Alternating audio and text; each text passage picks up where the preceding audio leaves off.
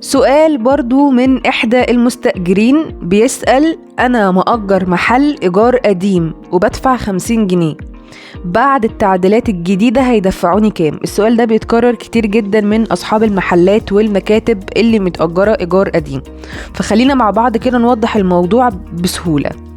مبدئيا يا جماعة، القانون الجديد اللي صدر في شهر 8 سنة 2025 قرر زيادة فورية كام بقى؟ 5 أضعاف على الإيجار القديم لكل الوحدات الغير سكني. 5 أضعاف لكل الوحدات الغير سكني. الوحدات السكنية هي أي شقة متأجرة لغرض السكنة، إن أنت مأجر الشقة دي عشان أنت ساكن في الشقة دي، مش عاملها نشاط مهني. تمام؟ طيب بالنسبة بقى للمحلات والشقق اللي متأجرة بس متأجرة لغرض العمل، زي مثلا المحلات التجارية، الشقق الإدارية اللي هي المكاتب أو العيادات أو أي نشاط مهني، دي الإيجار فيها هيزيد 5 أضعاف الأجرة على طول.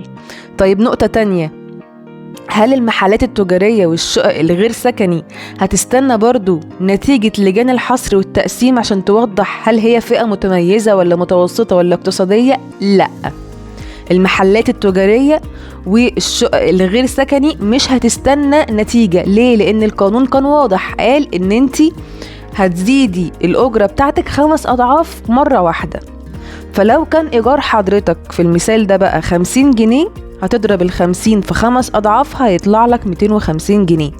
تدفع 250 جنيه من أول شهر بعد تطبيق القانون، يعني من شهر 9، لأن القانون اتطبق بشكل رسمي في شهر 8. تمام؟ طيب ده لحد امتى؟ ده لحد 5 سنين، وبعد انتهاء ال5 سنين هتسلم المحل أو هتسلم الشقة للمالك، أو إن انت تتفق معاه على عقد جديد. الزيادة دي تاني بأكد اتطبقت فوري، يعني مفيش فترة سماح ولا مهلة 7 سنين زي الوحدات السكني. وهنا بأكد تاني على الفرق اللي وضحوا القانون، فرق ما بين نوعين: السكني ليه فترة انتقالية 7 سنين اللي هي الشقق اللي متأجرة لغرض السكنة ومكتوبة كده في عقد الإيجار إن احنا مأجرين الوحدة دي علشان نسكن فيها، سواء كنت مستأجر أصلي أو سواء كنت من الورثة اللي ممتد إليهم عقد الإيجار. طيب الغير سكني هيزيد زيادة فورية 5 أضعاف مع زيادة سنوية 15% كل سنة، ودي كانت أول خطوة لإعادة التوازن في العلاقة ما بين المالك والمستأجر. ليه بقى؟ الإيجارات دي يا جماعة بقالها سنين بمبالغ رمزية جدا لا تتناسب مع القيمة الحقيقية للوحدة ولا للسوق الحالي. بس برضو في نقطة مهمة، خليني أوضح الموضوع ده لأن ناس كتير قلقانة منه. ال5 أضعاف مش معناها إن المالك صاحب المحل أو صاحب الشقة إنه يزود من دماغه. الزيادة دي قانونية وثابتة بالقانون. أي زيادة أكتر من كده تعتبر مخالفة. يعني إيه؟ يعني مكتوب في عقد الإيجار إن أنا بدفع 10 جنيه، هتضرب 10 جنيه في 5 تدفع المبلغ اللي طلع لك ده كل شهر. أنا بدفع في المحل أو الشقة دي 5 جنيه، بدفع جنيه إن شاء الله، تضرب الجنيه ده في 5 أضعاف وتدفعه للمالك. طيب لو المالك حاول يطلب منك مبلغ أكبر، بمنتهى البساطة الحل إنك هتعمل إنذار عرض أجرة، تمام، عن طريق المحكمة. ده بيتم إن أنت بتروح للمحكمة بتعرض الإيجار اللي نص عليه القانون اللي هو 5 أضعاف القيمة القديمة، وبتدفعه بالطريقة القانونية، وده بيحميك تماما من دعاوي الطرد اللي ممكن المالك يرفعها. فاحنا كده فاهمين لو أنا مأجر محل تجاري أو لو أنا مأجر شقة غير سكني فاتحها عاملها مكتب إداري أو عاملها عيادة أو عاملها أي نشاط مهني، أنا عرفت أنا هدفع كام.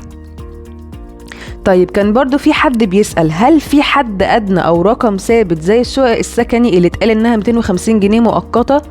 زي ما قلت في بداية الفيديو، لأ، المحلات التجارية يا جماعة والشقق اللي غير سكني ملهاش أجرة مؤقتة، ملهاش أجرة مؤقتة. ليه؟ لأن الشقق السكني مستنية نتيجة لجان الحصر والتقسيم اللي على أساسها هتدفع 20 ضعف القيمة الإيجارية ولا 10 أضعاف القيمة الإيجارية. لكن أنت لو مأجر محل أو مأجر شقة غير سكني، انت مالكش علاقة خالص بالموضوع ده، انت على طول هتدفع 5 أضعاف الأجرة مع كل سنة 15% زيادة. في نقطة تانية، المالك ما يقدرش يطردك طول ما انت ملتزم بالدفع القانوني. يعني حتى لو رفض انه يستلم منك، زي ما قلتلك من شوية، هتعمل انذار عرض أجرة في المحكمة وهتحفظ حقك كمستأجر، وفي نفس الوقت هيثبت التزامك. ليه بأكد على النقطة دي؟ دايما في كل الفيديوهات هتلاقيني بأكد على موضوع انك تثبت انك ملتزم في دفع الإيجار، لأن في حالات اسمها حالات الإخلاء. حالات الإخلاء دي موجودة في عقد الإيجار القديم وموجودة في عقد الإيجار الجديد. من حالات الإخلاء دي، هي كذا حالة، بس من حالات الإخلاء عشان ما اطولش عليكم الفيديو يبقى طويل، ان المستأجر ما يلتزمش بدفع الأجرة. تمام؟ فالمالك، واتكلمت في النقطة دي قبل كده، المالك ممكن يستغل الموضوع ده وهو اللي يمتنع عن الاستلام. يعني المستأجر جايله وبيعرض عليه الأجرة، يقوم المالك يقولك لا أنا مش هستلم منه، علشان يبان قدام القانون ان هو ايه؟ ان هو ممتنع عن الالتزام او عن سداد الأجرة، مع ان المستأجر عايز يدفع، المستأجر ملتزم. فالحل هنا للمستأجر علشان ما تخليش المالك يستغل الموضوع، ان المستأجر بيروح للمحكمة الواقع في دائرتها العقار او المحل او المكتب، وبتروح تعمل انذار عرض أجرة. لو انت بتدفع 10 زي ما قلت لك، هتضرب 10 في 5 وتعرض الأجرة اللي طلعت لك دي مع الانذار عن طريق المحكمة. فباختصار، المحلات والمكاتب زادت 5 أضعاف الأجرة زيادة فورية، مش هتستنى 7 سنين أو مش هتستنى لجان الحصر والتقسيم أو مش هتدفع أجرة مؤقتة، لا، ده موضوع تاني غير الشقق السكني. بعد كده في زيادة 15% كل سنة على الأجرة اللي انت بتدفعها، كل سنة هتزيد 15% على الأجرة اللي انت بتدفعها. النقطة الثالثة، مفيش حد أدنى ثابت زي الشقق السكني، مفيش 250 جنيه. لو المالك رفض يستلم منك الإيجار هتعمل إنذار عرض.